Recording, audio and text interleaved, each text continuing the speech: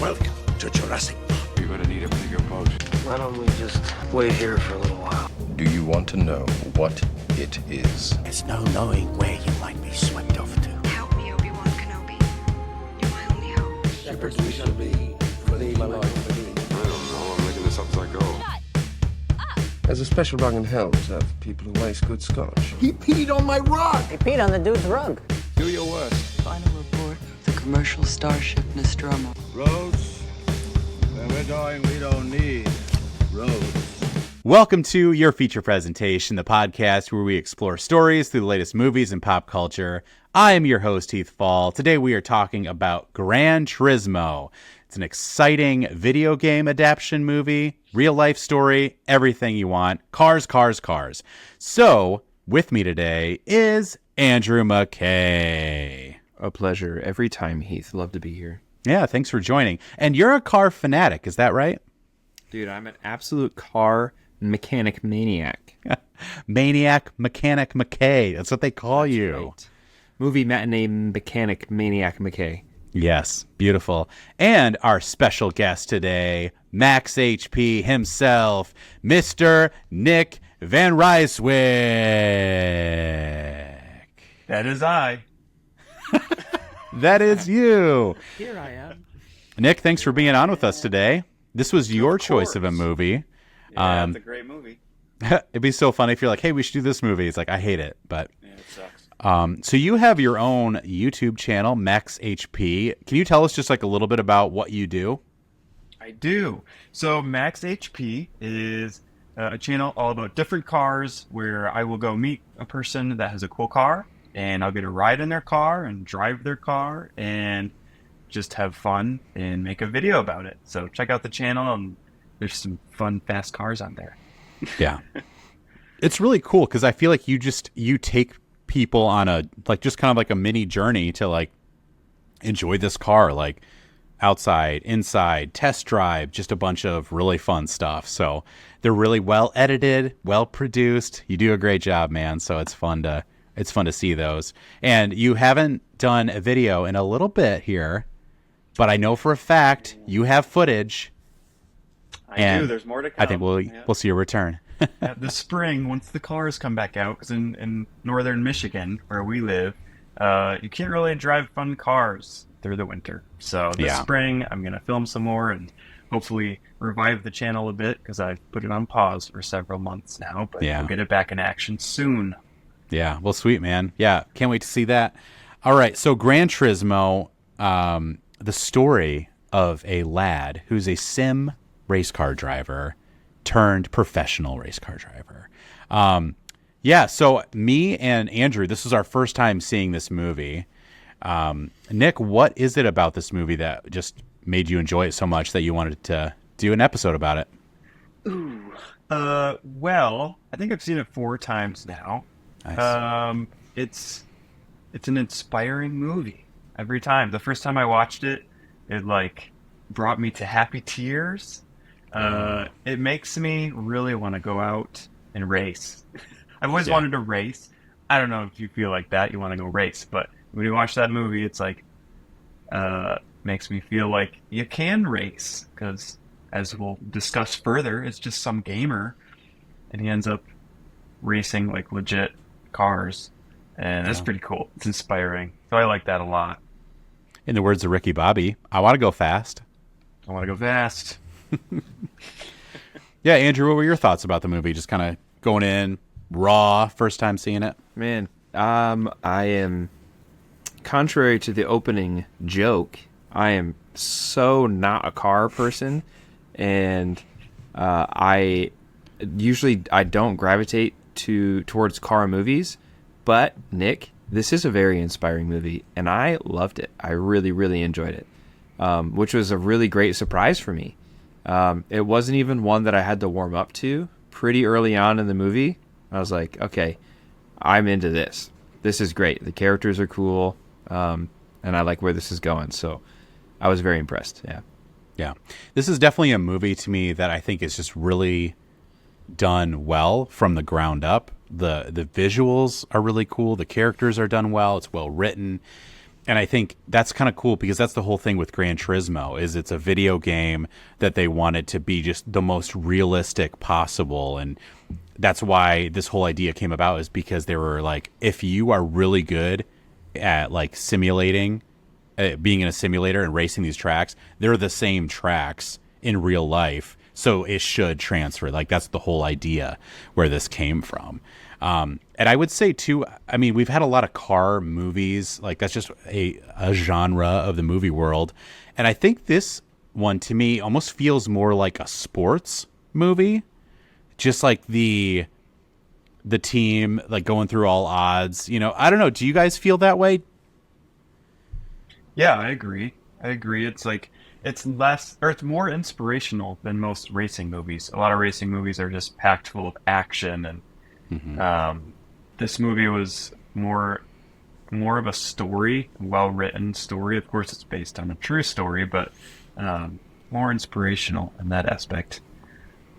Yeah, I thought it was very interesting, Heath, that you mentioned the sports aspect of it. I think that's what got me into it. Yeah. To watch a racing movie that is able to explain to me, as someone who doesn't know, the actual athletic requirements for racing competitively, like at this high level. Because I was like, when David Harbour would say stuff, his character Jack Salter, when he would tell them like, "Hey, you're going to experience twice the G-forces that an astronaut would leaving the planet," I was like, "You're kidding." Never knew that. And so like all the conditioning stuff and like all that kind of thing really grounded it in sports for me. And so that helped me a ton. I thought it was one of the strongest aspects of the movie to keep me watching. Yeah. Yeah, that is a really cool idea. Yeah, I think it's something that I've been told before, the sports, like, or the athletic side of it, but this is definitely something that really shows that, just like shows the workout routine. And just like, I don't know, you think about certain jobs like this that like they have to be on the top of their game.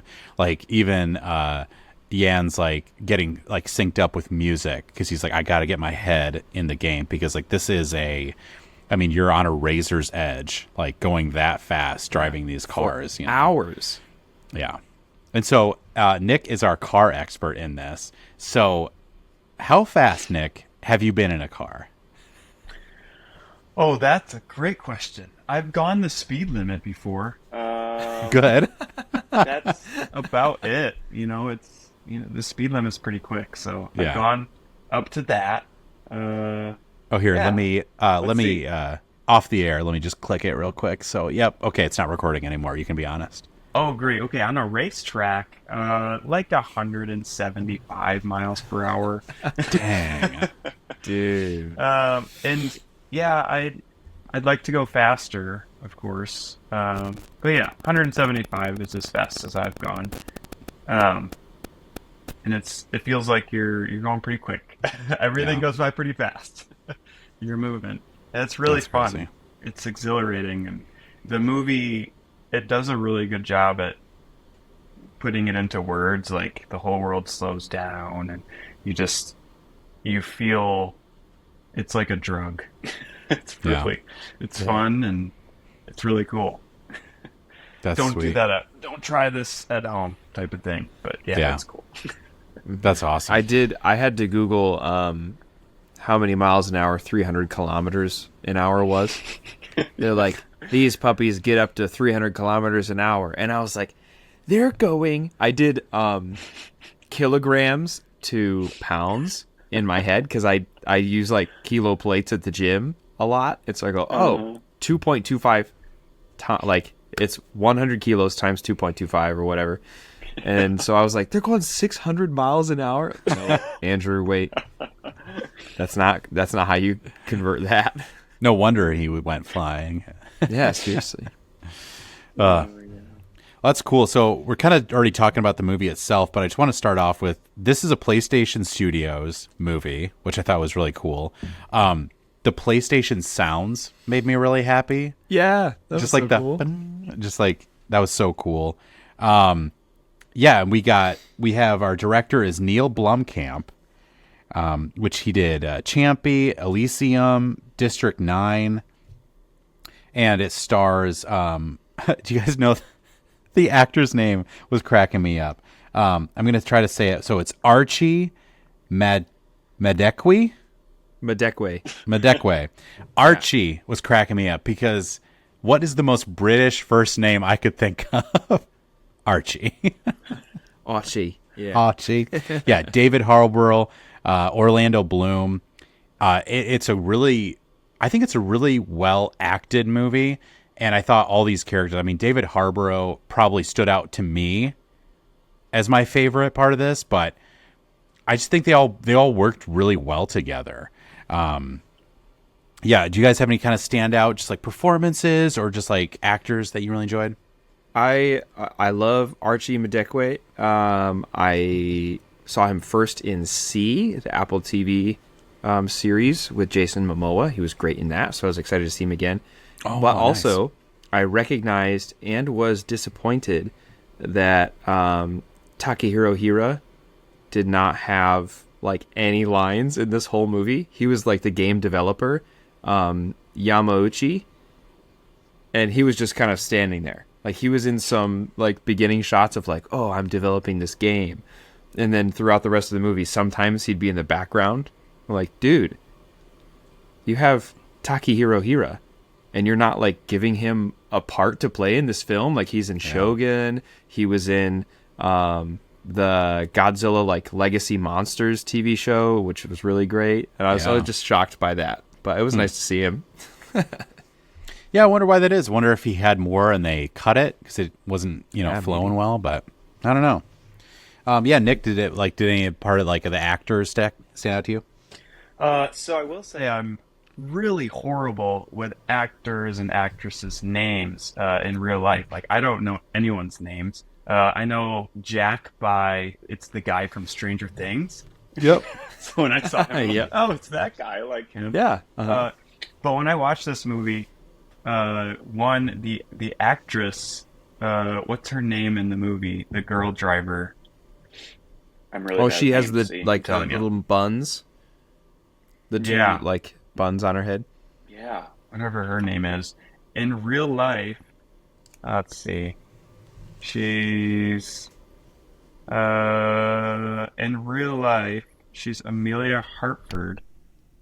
I don't know her name in the movie still. Maybe if you tell me what it is, but in real life, she's Amelia Hartford. She's a YouTuber, and she's a car YouTuber. She started out on YouTube years ago, and she actually has like over 1 million subscribers. And they pulled her from YouTube to be in this movie. She's not an actress. She's actually just a YouTuber. And so I don't know actresses or actors, and I saw her in this movie, and I instantly recognized her from YouTube because she's a car YouTuber, and I thought that was cool because it's like they just gave her a shot at being an actress. I don't know if she's been in any other movies. I didn't really check. But well, it's weird that you like this movie, Nick. It doesn't make any sense why you like that. You said the actress's name is Amelia Hartford. She portrays Leah Vega. Leah, that's right. She has been in some things. Yeah, a couple things, like 3 things.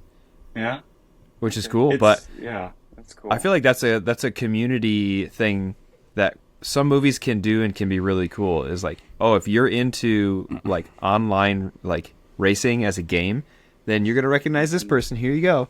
Yeah, I thought that was crazy. Like, it blew my mind to see a YouTuber in a big movie, like in theaters. That was pretty cool. So that stood out to me. That's sweet. I feel like it's cool too because I think we're experiencing one of those other like changing of the eras of like, oh, that's how good these games can be. That's the whole message of this movie is like, if you're that good at this video game, you can potentially drive a race car better than the average, person. And it's like, that's a really cool idea. And it's like bringing in people for YouTube. I feel like, I don't want to get political, but I will say the last election, I feel like was so interesting seeing all of these like what people are actually watching is YouTube and listening to Spotify, like podcasts and stuff. Like that's where most people get their news. And I don't think like the old guard is used to that. They're like we got to push it on the TV. And it's like, who's watching TV, you know? And I just think that's really cool to hear that they're like, let's get this YouTuber who's really into cars, you know? And I'm surprised they didn't call you Nick. You know, they should have been like, hey. I know. I don't know what they were thinking. I think there's another channel called Max HP, which has like so many less subscribers than you, but it's about video games, right? Or like, it's like Yes. No, Max Health right. Point.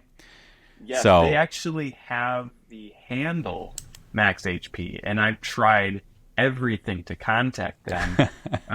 But it's a Dutch guy, like actually in the Netherlands, who owns the channel, I think. And I think I emailed his cousin or something, and I haven't been able to track him down to get the YouTube handle. So my actual YouTube handle is Max H Power. I think I can't get Max HP. Huh, that's sad. It's like I think the channel is just like not doing anything anymore Yeah. for like 7 or 8 years. bummer. So nobody's responding to anything. I think they just like He shut lost it down. their logins for the channel and stuff. I don't know. Oh, it's a shame. I feel like, Nick, you have a very unique name as well. And I noticed, well, I won't say what I was about to say, but it'll make sense after I say what I'm going to say. My name, I really wanted that to be my email address, just heathfall@gmail.com. And that was taken. And I was like, I looked it up and I couldn't find another Heath Fall online. And so it was like somebody just must have thought it was cool or sounded nice. And I'm like, I would have loved to have that. It's like, what's your email? Heathfall. It's just my name, heathfall@gmail.com. But it's not. Nice. I did email that person too. I emailed heathfall@gmail.com. I was like, hey, can I have this email? Give it to me. Didn't respond. Yeah, so back to the movie here. So I thought too, this was a movie that it reminded me of all the movie experience I've had, like these car movies, these racing movies. Me and Nick actually saw Ferrari together, and what a terrible day that was. Yeah. So have you seen Ferrari, Andrew? I did actually see Ferrari. Okay. Yeah. I was not a fan. I don't know about you. Oh, really? Yeah. I thought it was fun. Yeah. Except for the end. The end, I won't spoil it, but it is, I feel like I'll spoil it. I'll spoil Ferrari because it's historical. That's my caveat. So if you don't want a spoiler for the movie Ferrari, you can skip ahead like a minute.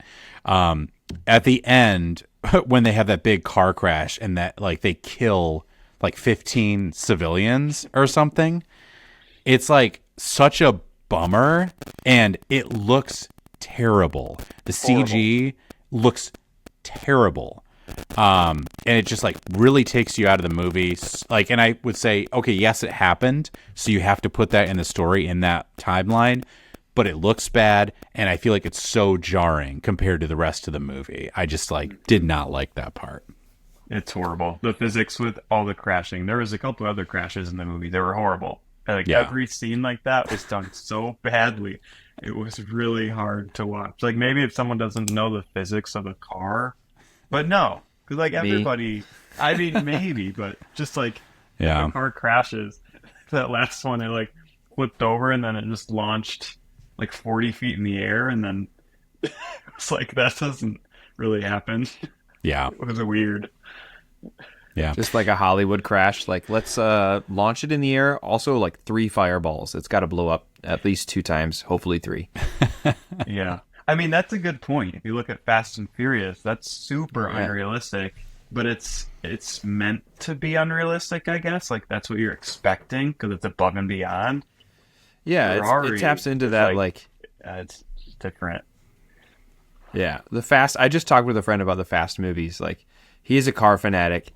And I was like, why do you like them if they're so unrealistic? He's like, because it's the genre that I'm into, but it's fantasy. Like, it's like superheroes, but for cars. I was like, oh, okay, I get it. That's really interesting. That's really interesting. That I feel like you could almost say that about, why do you watch like Lord of the Rings? That's not realistic. People don't do that. Yeah. Yeah. Huh. Wow. I'm gonna think on. I want to think on. I'm gonna have some shower thoughts on that. I'll be getting back to you on some more stuff. I had a fun question for you guys. I was super into a very specific video game, like car racing game, called Need for Speed Hot Pursuit 2.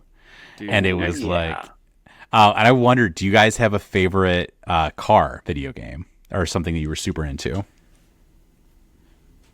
Honestly, my answer is Need for Speed Hot Pursuit 2. Oh wow, I played that one. I didn't know you played that. I think I've played like 2 or 3 racing games in my whole life. Like I count like a 10-minute play as one of the 3. But I played Need for Speed with my brother, and he would absolutely, like, we would just, the two of us cars go around, and he would just absolutely trash me. Like, he'd just follow me and just like T-bone me and like make me spin off the road, or like somehow he would get the cops to like come find me and arrest me and make me lose. I don't know. It's just, I was too young to play a game with him, and like a Call of Duty game, and so all we would play was Need for Speed Hot Pursuit. That's so funny. I'm so glad you played that game. I love that game. Yeah, the barrels, like you can like hit barrels that like explode or something. Is that the same game?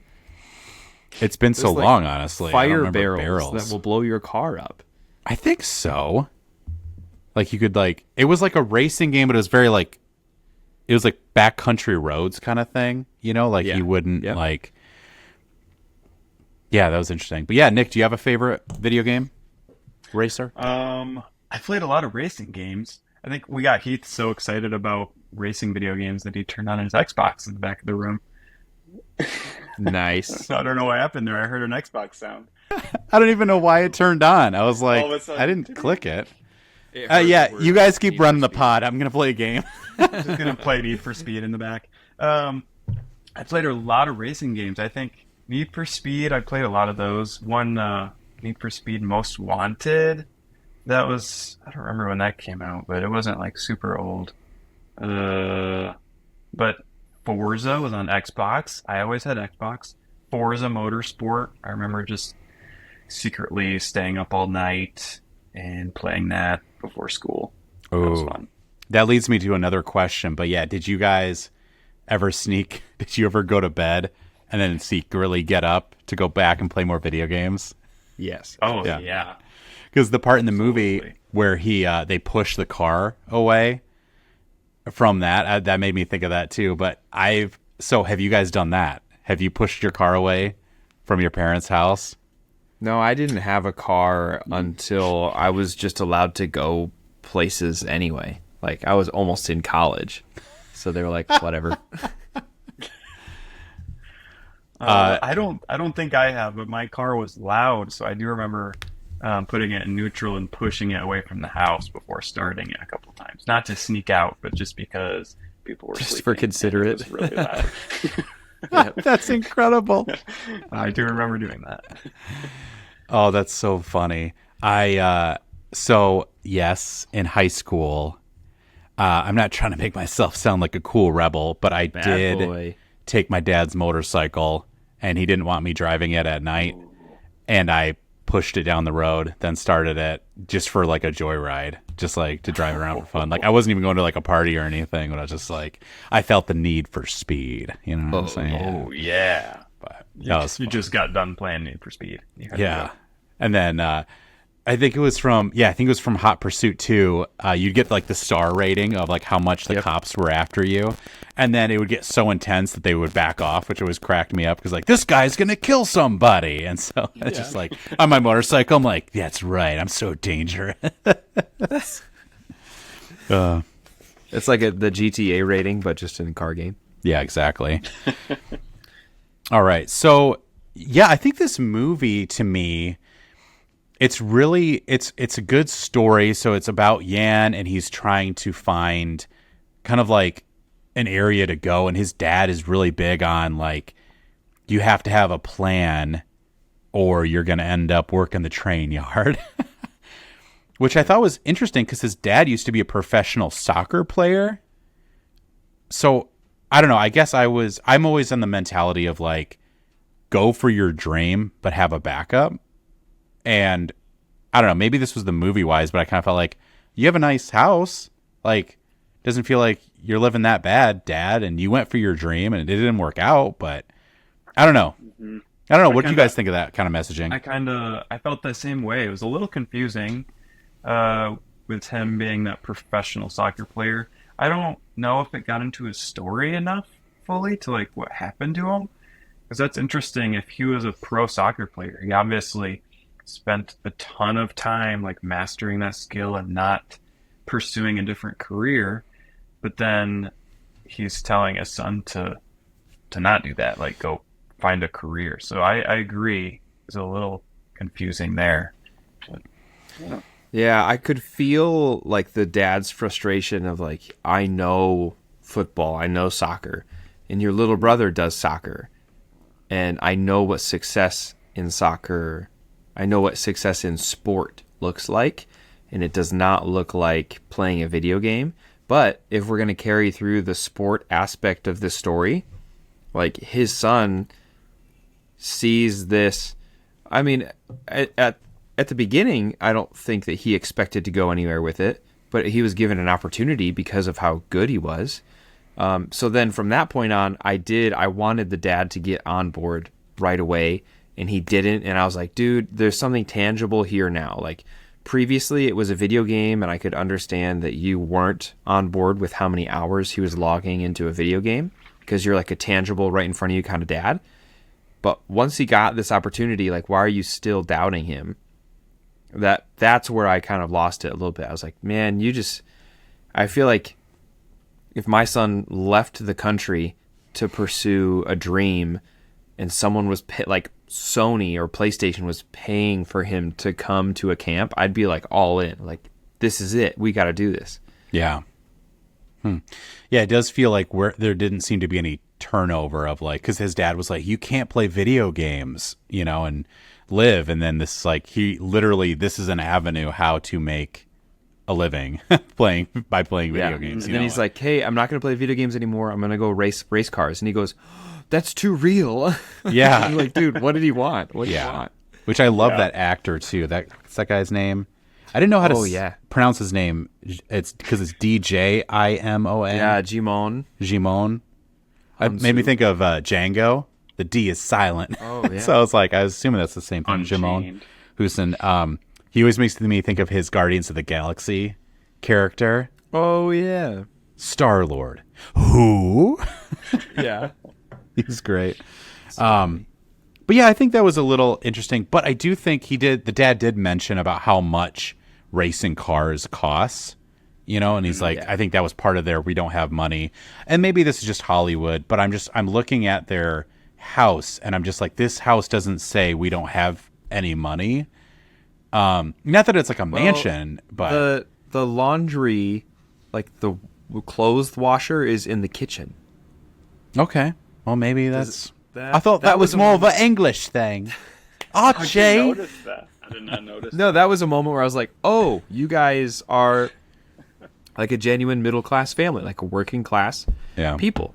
So that was the only communication I got from them about like, we don't have disposable income aside from like they've got like one car, maybe two, but it seems like they were a one car family. Yeah. It kind of makes me think maybe the dad like failed at soccer, because if you're a pro soccer player, it seems like you'd make more money. So maybe he failed and he didn't want his son to fail. It doesn't go into that, does it? Did you notice his story? No, and I'm sure. Well, it's funny because it's a real story, so I'm sure we could look it up. But oh yeah, I guess so. Is there any like prequel to this, or like is the dad story? Are we going to get another like a pre-sequel? But I do think that's a big message of this movie is the kind of like the rich versus the regular. It's the was it Kappa, Nick? Yeah. Nicholas Kappa is like and I love how the cliche, he is in the gold car, and Nick, he is driving it's a Lamborghini. Actually, I think it was an Aventador, but I thought it was a Huracan at first. But anyways, the Lamborghini. So yep, he's driving that, and that's Josh Stardowski, who plays Rand on the Wheel of Time. So I was like, huh, way to go. It was a Huracan. Huracan. He drove a Huracan. That's what I thought. Yeah. I think actually that's what you said. We watched this movie together, and I think you I said Huracan. when we were watching it, and then I was second guessing myself later. Yeah. Well, don't second guess yourself, man. I can't second guess myself. It was a Huracan GT3, which is like the racing version of a Huracan. Interesting that sometimes the racing version of cars like that are cheaper than the actual car, because there's like the inside of these cars are just stripped to like nothing, and it's just bare bones, a seat and a steering wheel and pedals, and it's like, so just less you material. can pick up a racing Lamborghini for like 120 grand, 130 grand. Oh, that's all? What's holding me back? Chump change. That's all you need. Especially for a hobby, like not your job, just like a hobby car. Oh, that's cool. So what's the stock cars like? So they're Nissans that they're racing. What are all those cars like? So they like Jan. I feel like that's a name that I can't say correctly. Like it's not. I don't know a Jan. Jan, yeah, I think it's Jan. Jan. It feels unnatural, so I'm trying to say it naturally. Jan. So Jan was, like Jan. Jan Levinson Gould. Well, no Gould. So, what are those cars that they're all kind of like doing the camp with? It's a Nissan GTR. R35, because there's lots of Nissan GTRs over the years. That's the R35. They started making them in 2009. I know all these things. I could talk forever. But the ones they're racing are the Nismo version. It's like the top of the line race version. Brand new. They're not like a Ferrari price. Brand new one of those are like 200,000 for the top of the line Nismo.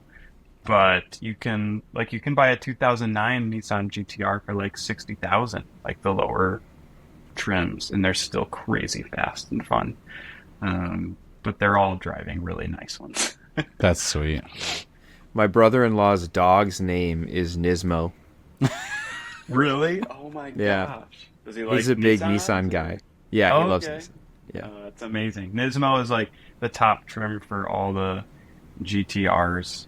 And there's some other Nissan cars where the tops are Nismos too that are not non-GTR cars, but also Nissan. Nice. Yeah, I had no connection to that name except for that dog. And so I saw on their little their driving jackets, and I was like, "Oh, cool." We should have your dog cameo or your brother's dog. Should have been on. That's awesome. All right, so I've got a Hollywood car question. What's your guys' favorite Hollywood car? I've got my answer. I know what your answer is, but I'll let you say it. Okay, you go first. Well, my favorite car is the DeLorean from Back to the Future. Yeah. It's a good one. I don't know. What? That's a really hard choice, Heath.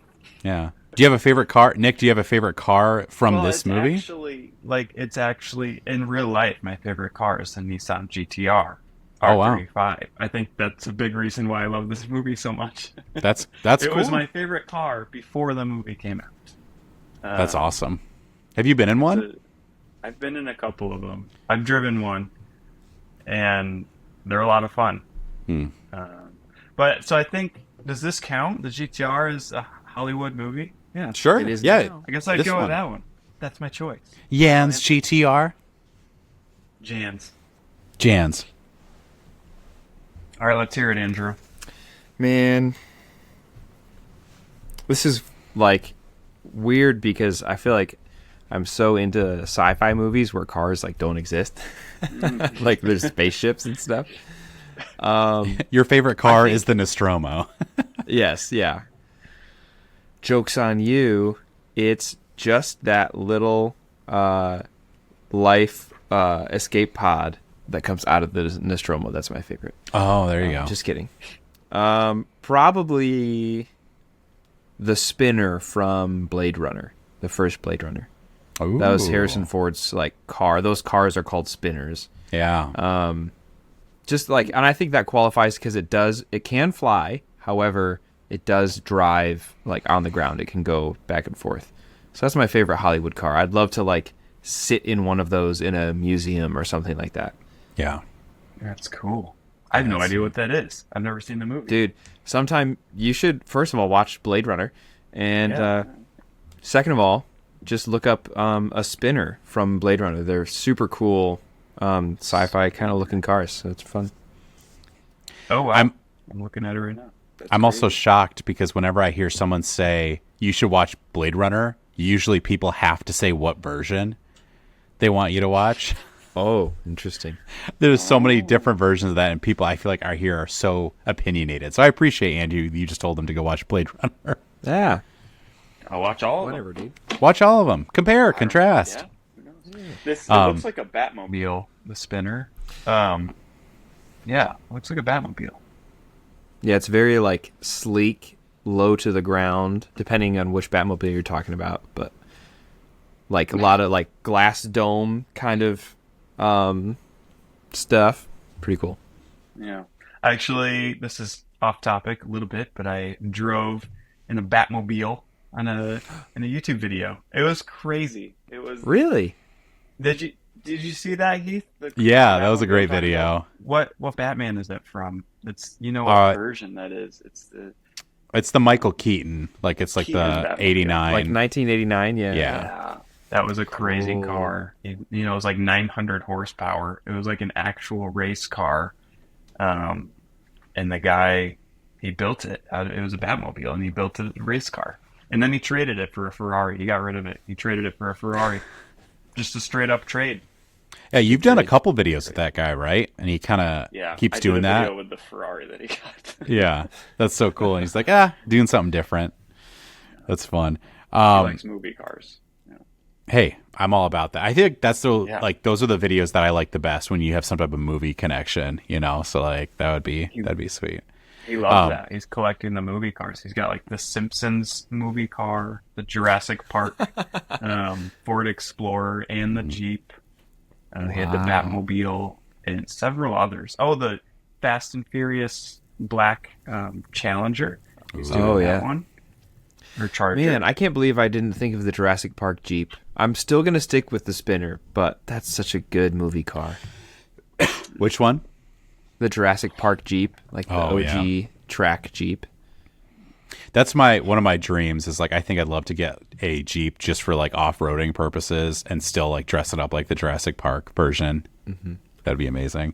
So in Gran Turismo, we have the camp part, they're going for training and stuff like that. I really liked that because it did feel like a camp to me, and they played a lot with just like the training. And I think that's definitely when you see too, like what they're eating, what they're working out, they're in the simulation, they're on their track. Like I just thought that whole scene was really done really well. Yeah, I agree. I thought that was when I was convinced that David Harbour was like good for them, because like obviously he's pitched as like the kind of forced into it last pick kind of guy, but it was those sequences that I was like, yeah, no one else except for Jack Salter could make these gamers into drivers, and give them that like tough love with like I'm proud of you kind of dad energy. So it's great. I liked it a lot. Which I feel like is always his character, but I'm all about it. That's true. It's always dad. Except when he played Hellboy. That was a little different. But also the most dad Hellboy. That's true. The if you're one ranking, that I don't want to disappoint. If you were going to rank the Hellboys that we've had and categorize them as how much of a dad they are, he is the most dad Hellboy. The most dad. Yeah. Nick, how many Hellboy movies have you seen? Oh, I've seen absolutely zero. Nice. I love it.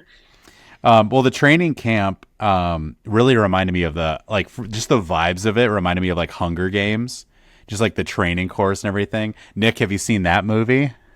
I've seen that one. That's like one of the only movies I've ever seen. There you go. That was my favorite part when we started first working together. We would talk about movies, and I remember giving you a couple suggestions, and I feel like there's one that I suggested that you hadn't seen, and you watched it with you watched it that night with your wife. Do you remember what movie this is? Was this the one where they go underground? What was that called? Oh no, that's another one. That was a good one too. What movie are you talking about? That's As Above, So Below. Yeah, that's what you suggested. Yeah, that was Andrew. Have you seen that movie? No. Oh my gosh, It's a great movie. It's a found footage. It's like Under Paris. Yes, all the catacombs, freaky movie, but it draws you in. It's a crazy movie. No, so you hadn't seen Seven before. Oh yeah. Yeah, and I just love telling people, like, he was describing what kind of movie he wanted to watch. He's like, I just want an intense, like, thriller mystery. I'm like, have you seen Seven? He's like, no. And he goes home and, like, watches it and just came back, like, next day at work, just talking about Seven the whole day. That's such a good movie. Oh, it's delightful. Delightful. All right, so we've got the competition. Another thing that was cracking me up about this movie is Yan, I wrote down, has no riz. Because it was like he was looking at the girl, like, on her Instagram, and he's like, by this time you're a, like, professional race car driver, or even just to be like, I'm driving these really cool cars in training camp is probably enough to be like, what up, you know? Mm-hmm. You know, it's like, I'm in Paris racing cars, and then he's like, can I kiss you? Yeah. I feel like that made his character super likable, especially contrasted with Maddie Davis. Yeah. It's like, that is the Rizzler. That's the guy who has, like, peak aura is Maddie Davis. And Orlando Bloom's character, Danny Moore, like, conveys that well, and he's like, it doesn't super matter if Jan won by a thousandth of a second. Maddie Davis, like, Maddie is the guy who's press ready. He's attractive. He's young. He can get girls, whatever. And that was something I didn't anticipate, but it made sense when it happened. I'm like, oh, of course he is worried about the face value of this program.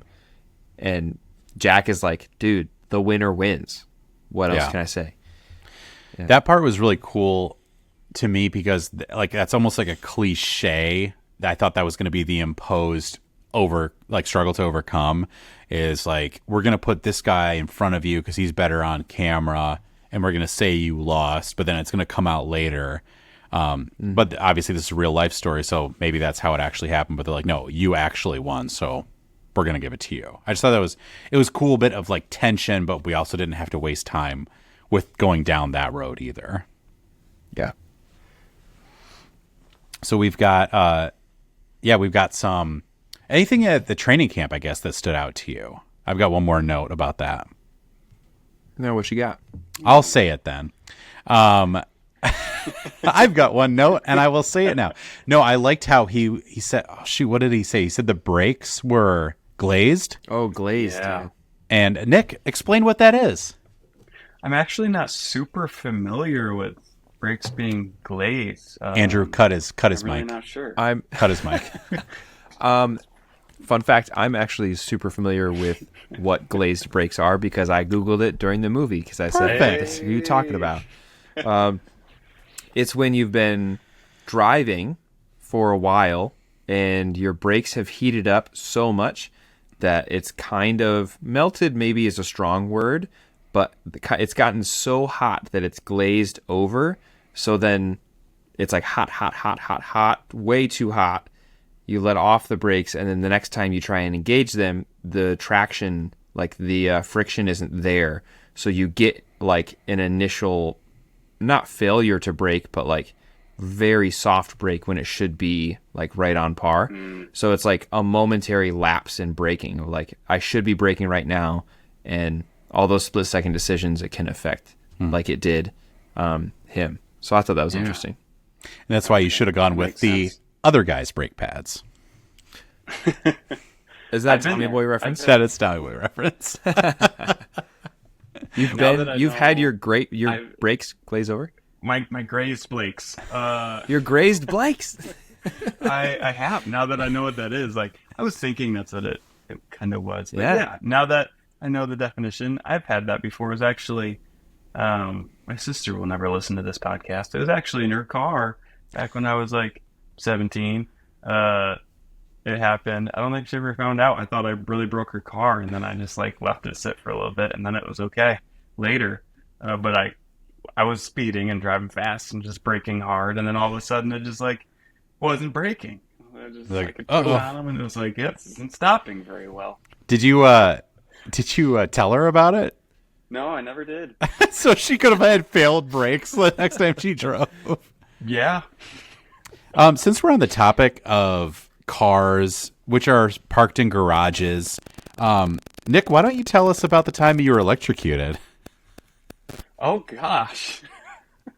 Oh, this is random. It happened in a garage, I suppose. That's where it's car related. That's where it's coming from here. I wasn't that young either, so it was just a really dumb moment where I was in a garage and I happened to be barefoot. I don't know why. I just wasn't wearing any shoes or socks. And this extension cord, I was trying to plug something in, and like the female end of the extension cord, the holes were like the plastic was kind of in the holes, and I needed to open it up more. So I took a razor blade and just like stuck it in the cut. What? And this extension cord was plugged in, and I didn't think about it, so I just was standing there grounded, barefoot, stuck the razor blade in the extension cord, and I screamed and threw the knife, and I thought something was attacking my legs, like wasps. Like I thought there was a wasp nest that just unleashed their wrath onto my legs. Oh. Because it hurt. It just went through me. And then my brother ran out of the house and was like, "What happened?" And then saw me with the extension cord and the knife on the ground. And he was like, "You just electrocuted yourself." Yeah, that was a fun moment. I like that story. And it's crazy you're not dead, to be honest. Yeah. That was really dumb. I just stuck it in.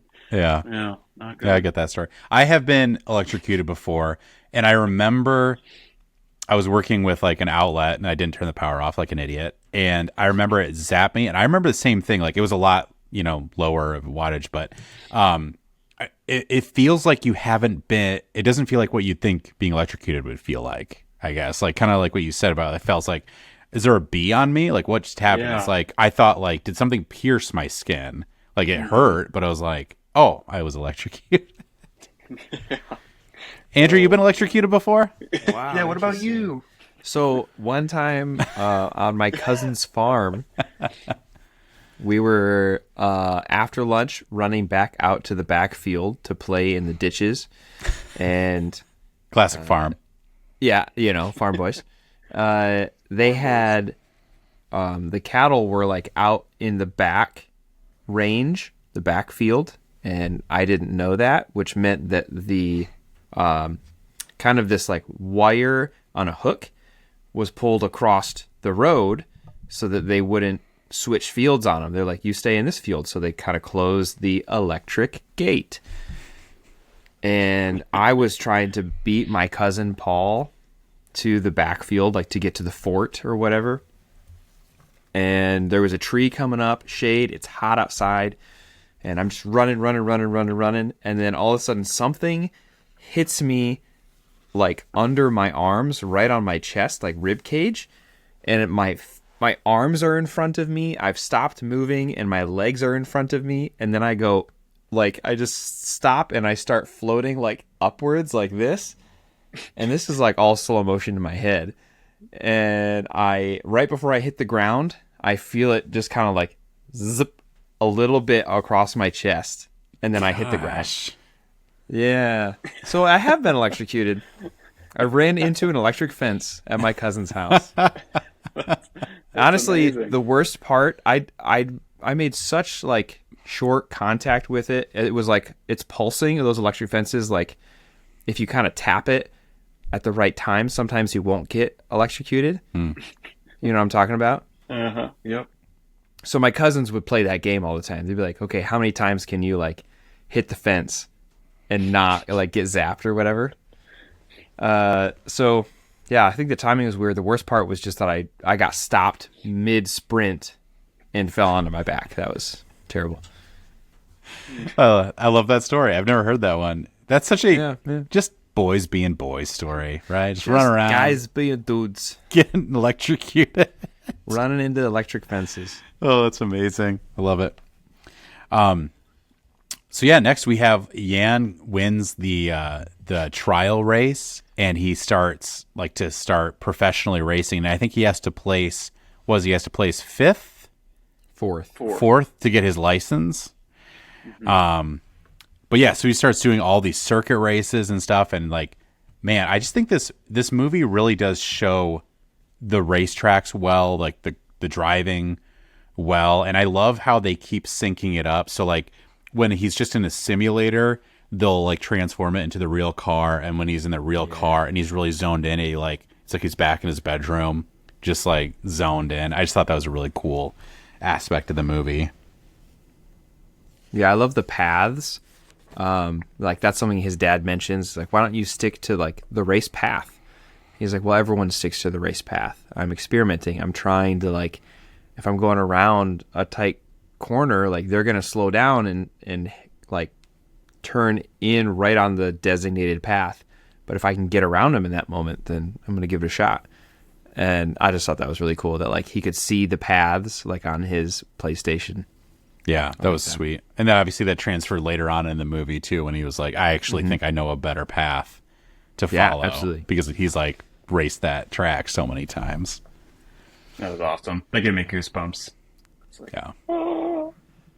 I also thought it'd be hilarious that the big thing is winning stuff. This is sponsored by PlayStation. How funny would it be if yeah, and you've passed training camp, and here's a PS5. Or it's actually pay to win. They're hey, you've passed the training camp. Do not progress until you pay $50 to buy this loot box. What? I gotta buy a new skin? What race was the Nürburgring? Was that his qualifying race, or was that the crash?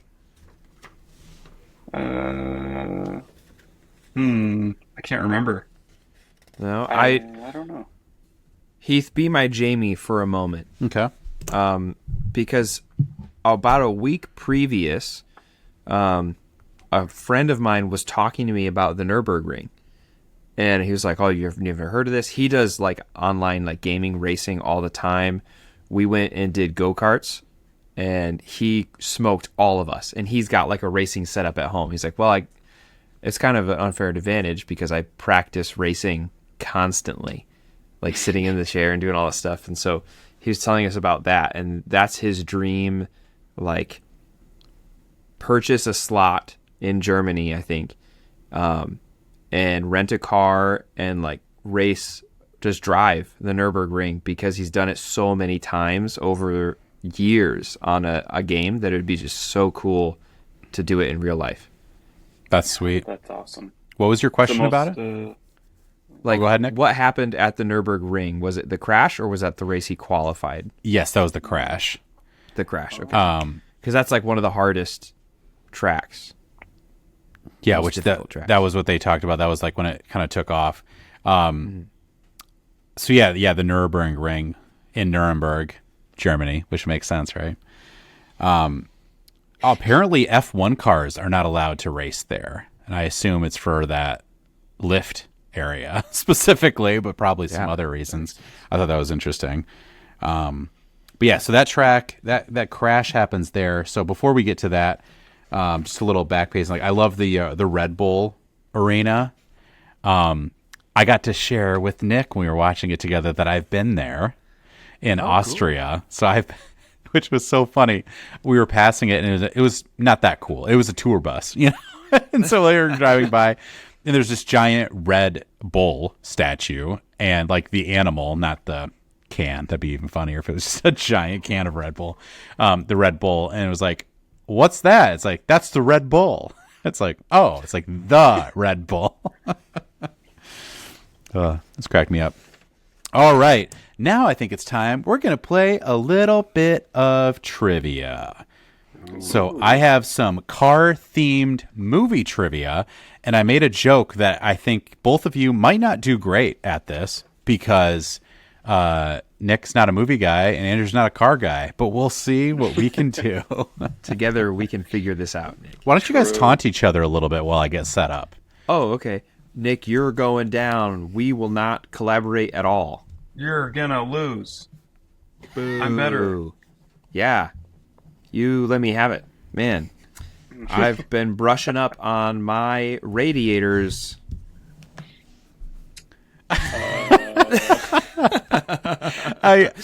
To the listener as well, I think Andrew and Nick, you guys are probably the nicest guys I know. Like, you were just so kind. And like the idea of you trash talking is such a funny thought to me. Oh man, I can feel it. I can feel his lack of desire to burn me. All right, so I've got 15 questions, and this is car-related movie questions. First one to answer it gets it correct. Shout it out as fast as you can. Here we go. What is the name of the 1968 movie featuring a green Ford Mustang in the iconic San Francisco car chase? It stars Steve McQueen. This is known as one of the first filmed car chases. Oh, I'm not gonna know The names. Green Hornet. Green Mustang. Mm-hmm. It's a fastback too. Just in case you noted. I don't know movies. I'm not gonna get it. Steve McQueen. Nope. Bullet. I know Lightning. Oh, Bullet. Lightning McQueen. Bullet is a super good movie. You guys should check it out. The movie is okay, but the car chase is great, and it's one of the first car chases like in movies. And so it's like 1968, and it's really cool. It was one of the most popular years for the Mustang fastback as well. It's against a Challenger though, and they did say that the Mustang kept breaking down, and the Charger was doing fine the whole time. So, okay, in Smokey and the Bandit, you guys familiar? What car does Burt Reynolds' character drive? A Jeep. Smokey and the Bandit. Oh, dang it. Give me a hint on the car. It's a 1977 Camaro. Dodge Challenger. Pontiac. Firebird. Pontiac. Trans Am. Trans Am. Yeah. Firebird Trans Am. 70. Okay, 77. So far, heard of that car. Zip Zip. horrible. Oh, check it out. It's cool looking. Okay. What is the name of the sentient murderous car in a classic John Carpenter movie? The name of the movie is the name of the car. Oh, no. It's gone. I don't know anything Is it- you just said. It's not the tire movie. I don't even Is know it who John called Carpenter is. Wheels? Is it like Wheels on? Oh, I don't know, man. Christine. Is it actually Christine? Yep, it's Christine. Dude, I would never have I got that. Wait, so what's the car? Christine.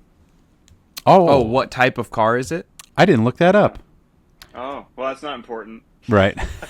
I didn't even consider asking what type of car it was. That's what Christine. I was trying to think of the whole time. Yeah, it's a fun movie. I think it's I love John Carpenter. Okay, what is the name of the high-speed racing franchise that started in 2001? Fast and Need for Furious. Speed. Ooh, Oh. Fast and Furious, Game. Cha-ching. I was starring thinking Vin Diesel and Paul Well Walker. done, well done. Okay, Andrew gets a point. Let's go. Much deserved. Okay, what color is the famous Dodge Challenger in Vanishing Orange. Point, 1971? Black. Black's a good guess. Gray. Nope. Orange. 1971, guys. There's not that many colors. White is the answer. Dang. Okay, and now we're gonna dip into a couple question. Next three questions are all Fast and Furious franchise. Okay. Oh wow. In the Fast and Furious 2001, what car does Brian O'Connor drive in the final R32. in the final race against Dom? Final race. What was he driving? Mitsubishi So- Eclipse. Nope. So this is the final car. I can't.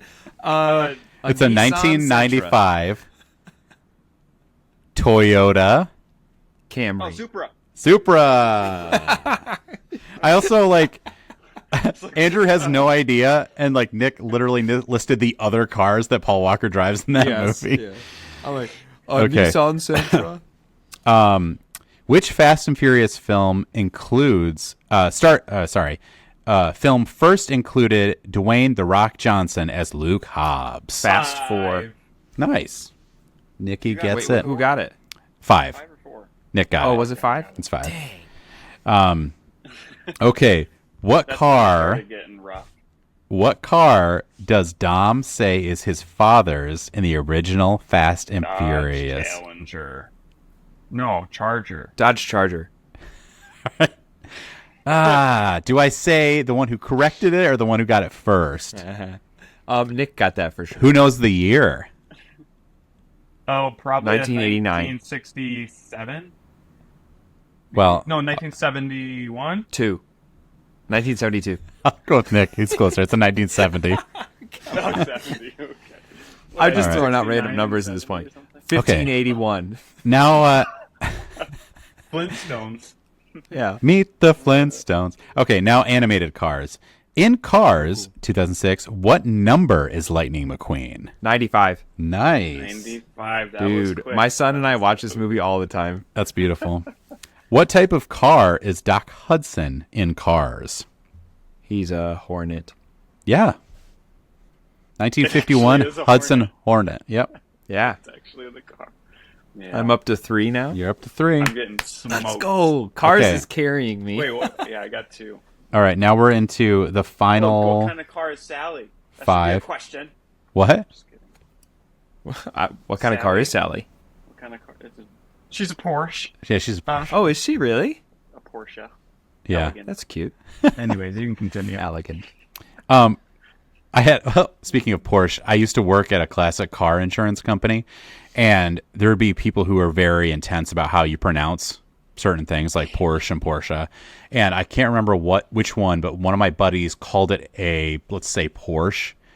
And or probably he said let's say he said Porsche, and the guy on the phone was like, it's Porsche. And then my buddy was like, well, my grandpa worked at the factory for 30 years, so I think I know what I'm talking about. And he goes, oh, okay. And he hung up and he's like, that was a total lie. That was a total lie. It's like, That's so funny. the type of person, when they get caught in a lie, they just double down on it. Okay, so these are miscellaneous questions. What 1973 movie features a black Lincoln Continental Mark III as a killer car?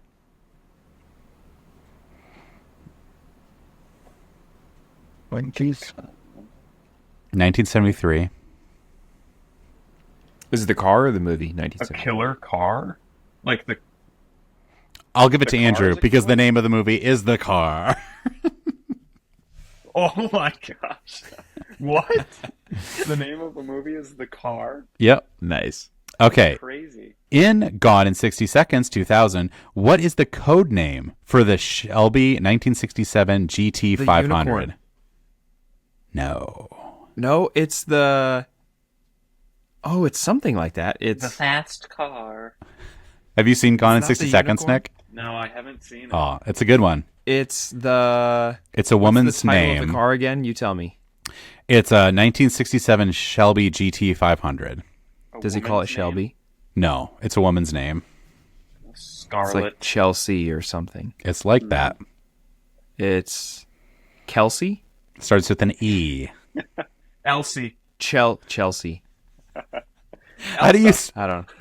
Elsa? Elsa, can you hear me? I have no idea. I don't know. Eleanor. Oh.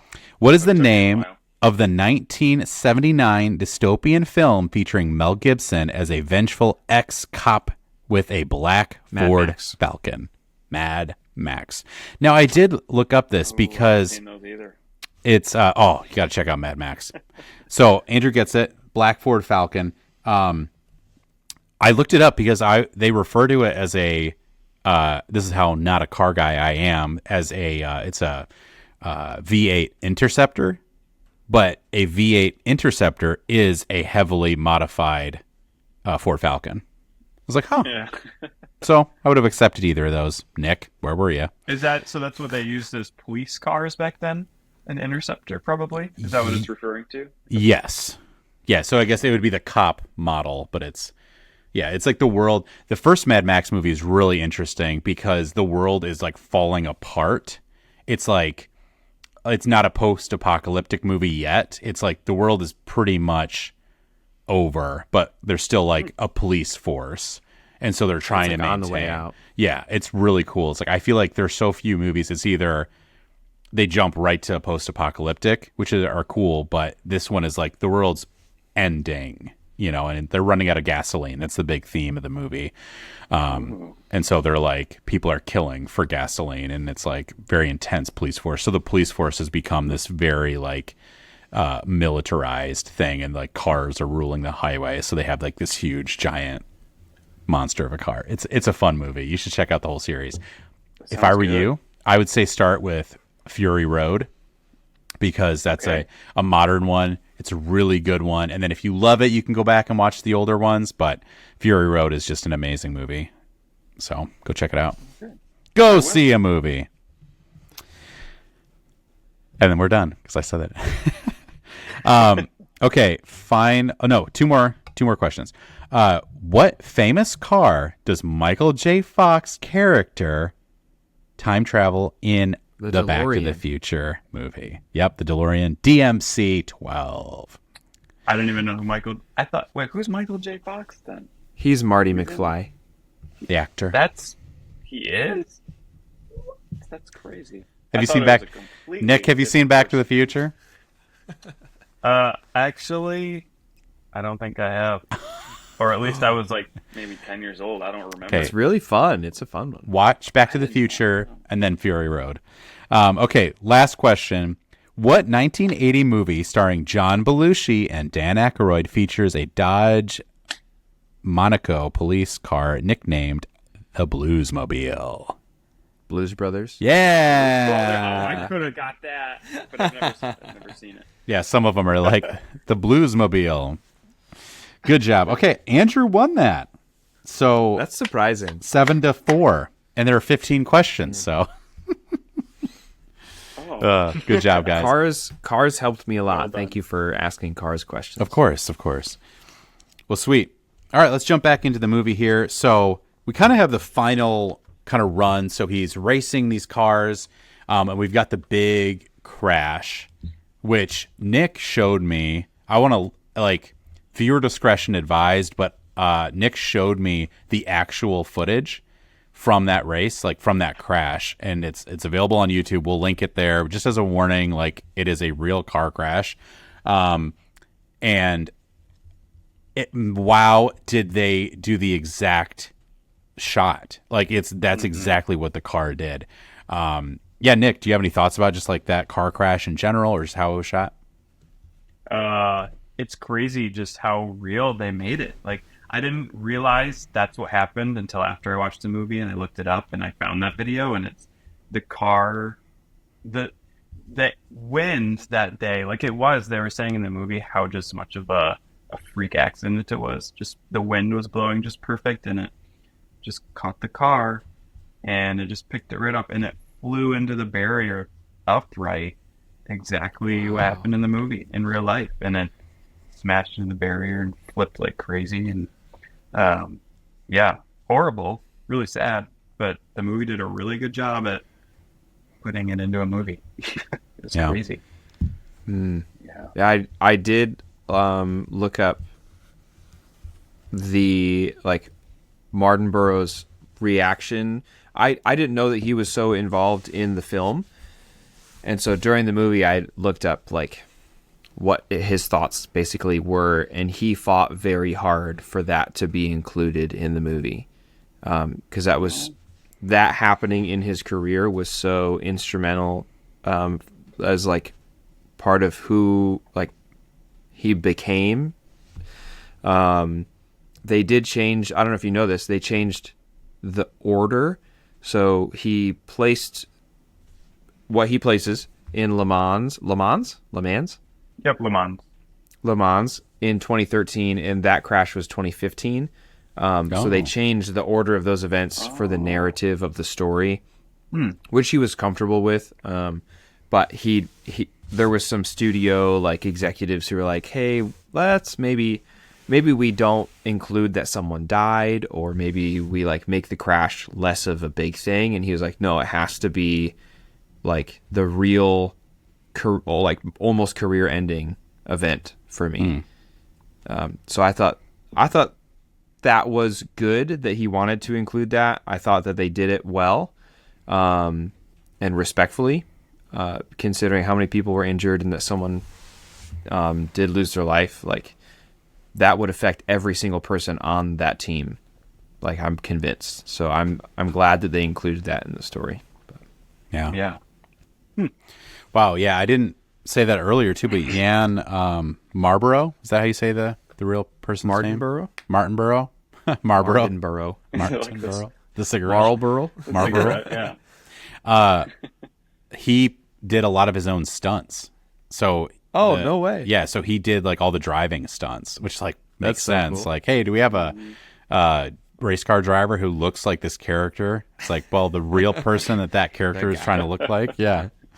But that's really cool that they switched that around. That makes so much sense to me because, that thematically, because we're getting a 2-hour story of this person's life. Right. It's like, how did he rise above that? Which in real life, it's still the same because he won that race and then he goes on to do further things. So that's really cool about how he overcame that too and just decided to like race because like that is such a serious, heavy thing. But well, yeah. So that's all the notes I've got. Yeah. What's some other stuff like as we kind of are wrapping up? But like, what's some other things that kind of stood out to you guys? I think probably the last thing that stood out to me was how much I loved the I don't know if this was accurate. I hope so, but the character of Jack with Jan and how much he fills that kind of not father figure, but mentor role for him.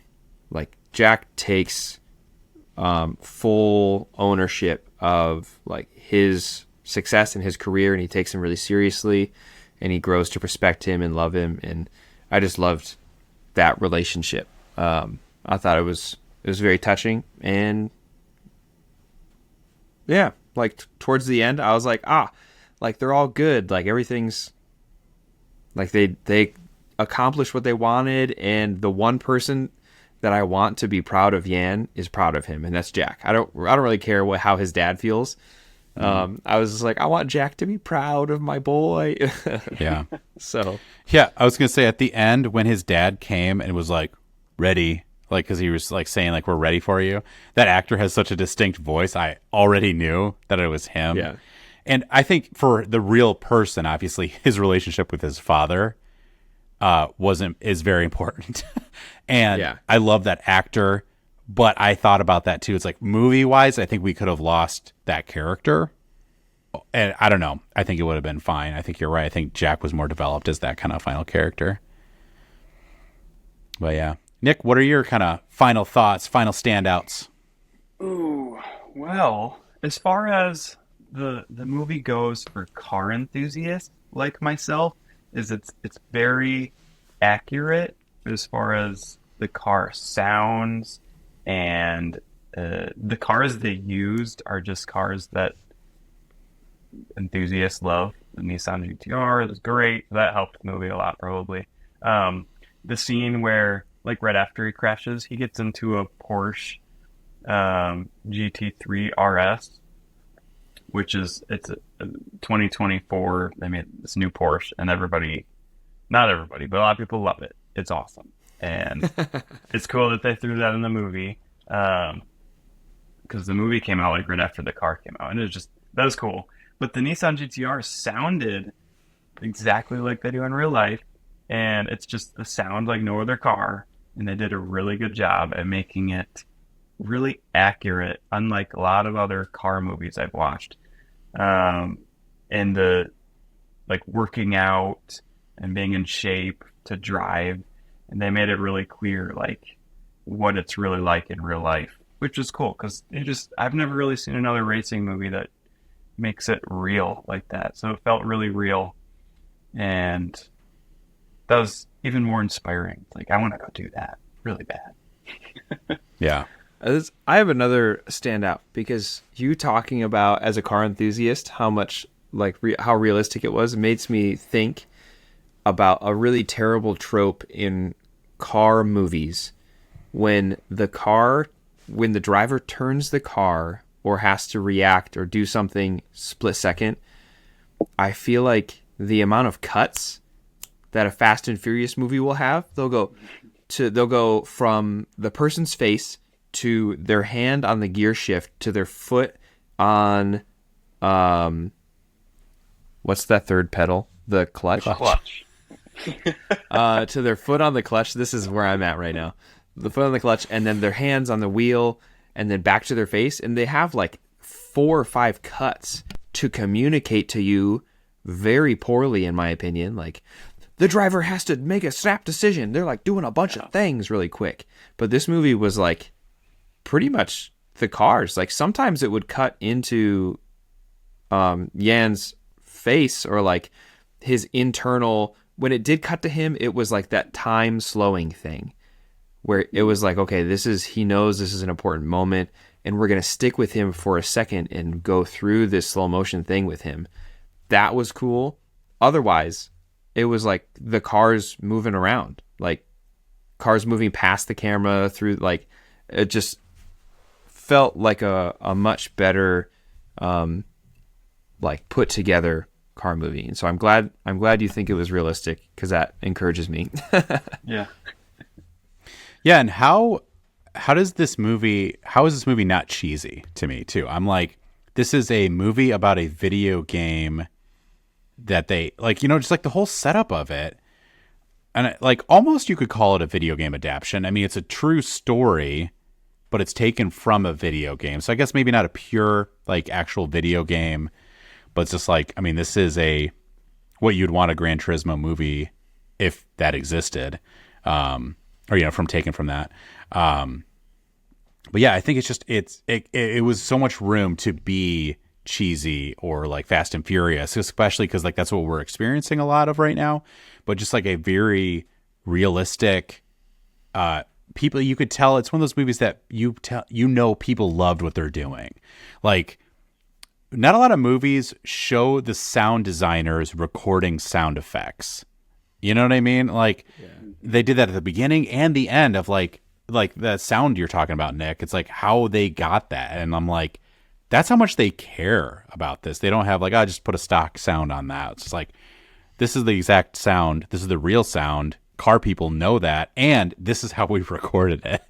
Mm-hmm. Like, it just people.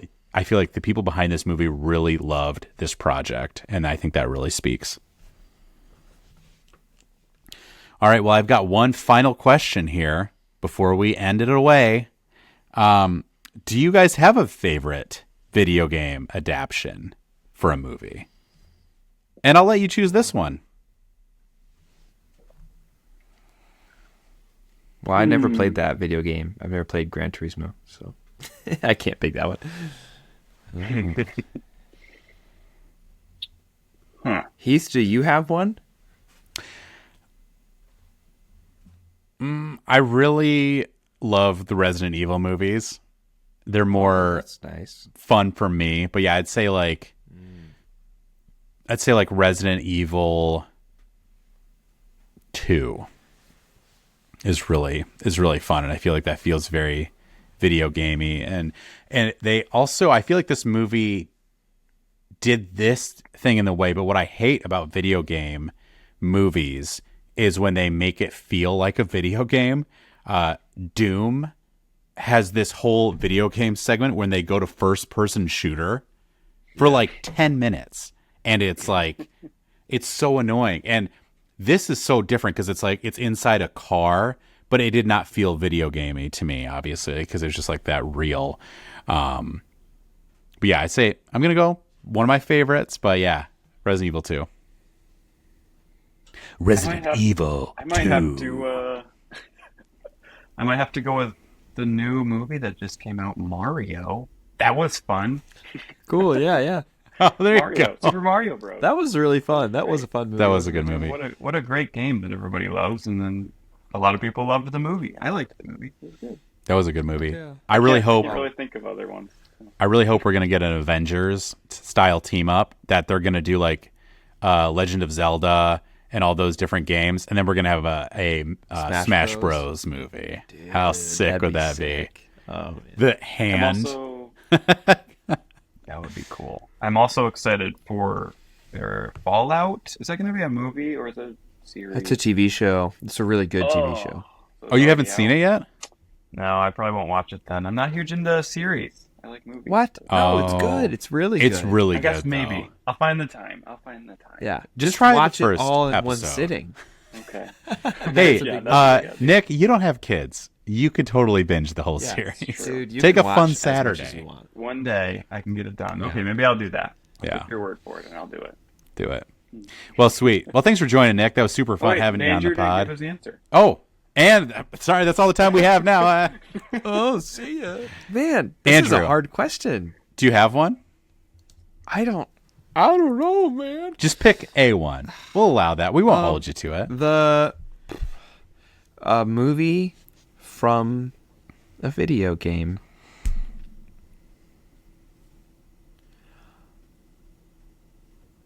Oh, wow. I'm really drawn. I see the smoke coming out of I'm- your ears. My tires are spinning, so to speak. Whoa. Nice. I know. I think that I'm just going to cop out and say Fallout because it's not a movie, but it's a video game to screen adaptation, and it was awesome. My favorite thing from last year was, Fallout and The Last of Us came out, and That's my answer. Yes, Last of Us. Okay, I thought so. But my favorite was the meme of like Halo fans looking at Fallout and Last of Us fans being like, "It's so cool that you guys have a faithful adaptation that was true to the video game." And like, Yeah. oh, it's so good. Oh yeah, talk to us about your love of The Last of Us then. Oh, I played the game in haste because I knew that the show was going to be really, really good. Yeah, Pedro Pascal, obviously. Pedro. So I played it when I had a newborn son, and I could just strap him on me, and he would nap, and I would play this game. So I played it quickly. I fell in love with the story and the characters. The Last of Us Part 2 broke my heart, and I cried actual tears. And I will cry those tears again at The Last of Us Season 2. Yeah. But it's just one of the greatest. I'm a big zombie fan. It took me many, many years to borrow a PlayStation from a friend in order to play The Last of Us. So the game experience was great. And then to go like 3 weeks later into the show and see it come to life in the kind of big budget production was really cool. All of the things I loved about the game were in the show, and then they took some like a handful of new things, new directions, and I thought that was refreshing and fun as someone who had just experienced the game. So it was great. I loved it. Yeah. Yeah. Nick, have you seen The Last of Us TV show? Nope, I have not. Oh, check that out too. It's really, it to me, it adds, but what it adds is really great. Just like backstory, like for like Ellie's mom and stuff like that. And yeah, one of my favorite video games of all time. Such a good movie or show. I apologize. But yeah, Nick, thank you for being on. This is so fun, buddy. Why don't you push where people can find you? Thanks for having me. It was a fun time. You can find me on Instagram at MaxHP. I actually got the Instagram username. I had to buy it off somebody. Interesting story. But anyway. Tell that story. I want to hear that story. I had to message the guy who had the username. It took me a while to get a hold of him. And then I basically bartered. He was like from another country. So I ended up paying like $120. And that was a lot of money for him. Wow. But it was his name. His name was Max. And then his middle and last initial were HP. So, and so he was funny. like, I really don't want to get rid of it. And I got it. That was good. Oh, that's Anyways, hilarious. that's my Instagram. And then if you just look up Max HP on YouTube, I'll pop right up. You can find me there. Sweet. Nice. Those are the best places. Yeah, and seriously, go check out his videos. They're really cool. Check out Max HP Batman, or my gosh, Batmobile, and that one will come up. But there's a lot of cool cars. You've got a lot of funny shorts too. I love the one where all I'll say is you walk up on a Cybertruck. And that's pretty great. Delightful. That's my humor. Well, thank you. I really appreciate it. Yeah, of course, man. Thanks for being on, Andrew. Thanks for being on. Ladies and gentlemen, my pleasure. Ladies and gentlemen, thank you for listening. Thank you for watching. Am I sending it home, Heath? Am I taking it home? You know what, Andrew? Take us home. I'm going to take us home. Nick, what kind of car am I taking us home in? Ooh. GTR, of course. A GTR. Oh, a GTR. Yeah, Classic. For the movie. A Nissan. Nismo. Is that the Nismo one? Yeah. Nissan Nostromo. The Nismo Nostromo machine. Anyway, thanks for watching. Thanks for listening. As always, you can find our podcast wherever you get podcasts. And you can follow us on Instagram, TikTok, YouTube. Subscribe, please. We post daily reels in TikToks, YouTube shorts. So make sure you follow along with those. Like, share, and our personal favorite, comment. Keep the conversation going. It's super fun to do that. So, as always, go see a movie. Go see a movie. Go see Nick. a movie.